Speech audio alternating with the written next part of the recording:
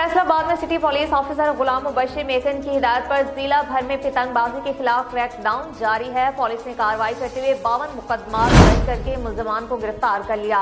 मुलजमान से हजारों पतंगे, चरखियां वगैरह बरामद। सीपीओ ने पतंगबाजी करने वालों के खिलाफ सख्त एक्शन की हिदायत जारी कर दी। ब्यूरो चीफ फैसलाबाद वकास राज हमारे साथ टेलीफोन लाइन पर मौजूद हैं। मजीद तफसीलात उनसे जानते हैं। जी वकास, बताइएगा। आज बिल्कुल सिटी पुलिस ऑफिसर गुलाम मुबशिर मेकन की हिदायत पर जिला भर में पतंगबाजी के खिलाफ बड़ा क्रैकडाउन जारी है, जिसमें खूनी खेल को रोकने के लिए पुलिस की जानिब से पतंगबाजी, पतंगसाजी और पतंगफरोशी के खिलाफ खुशी कार्रवाई अमल में लाई गई, जिसमें रवां साल अब तक 394 मुकदमा दर्ज किए गए और 396 मुलजमान गिरफ्तार कर लिए गए। 96,973 पतंगे और 915 चरखियाँ बरामद की गई हैं। इसी माह में 264 मुकदमा दर्ज किए गया और 83,384 पतंगे और 587 चरखियाँ बरामद की गया।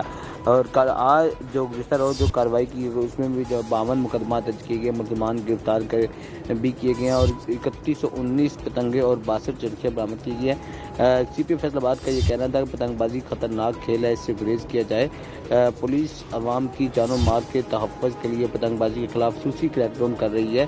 वालिदैन अपने बच्चों को इस खूनी खेल से दूर रखिए ताकि कोई भी ऐसा नाखुशगवार वाक़या पेश न आए, क्योंकि आए रोज़ ऐसे वाक़यात रुनमा हो रहे हैं कि पतंगबाजी की वजह से दहाती दौड़ जो इसमें इस्तेमाल की जाती है, जिसमें राहगीर मुसाफिर जो सड़क पर जा रहे होते हैं उसमें बच्चे बड़े सभी जो ज़ख्मी भी हो चुके हैं और कीमती जानों का ज़िया भी हो चुका है। इसी वजह से सिटी फैसलाबाद का ये कहना था कि एक बड़ा क्रैकडाउन किया जा रहा है, जिससे जो बसंत का नाम पर खूनी खेल खेला जाता है उसको रोकने के लिए और पुलिस मुतहरक है और किसी भी सूरत पर पतंगबाजी, पतंग फरोशी और पतंगसाजी की किसी भी साजिश को कामयाब नहीं होने देंगे, बल्कि इसको नाकाम बनाएंगे। जी बहुत शुक्रिया वकास राज, आप हमें तफसीलात दे रहे थे। एक और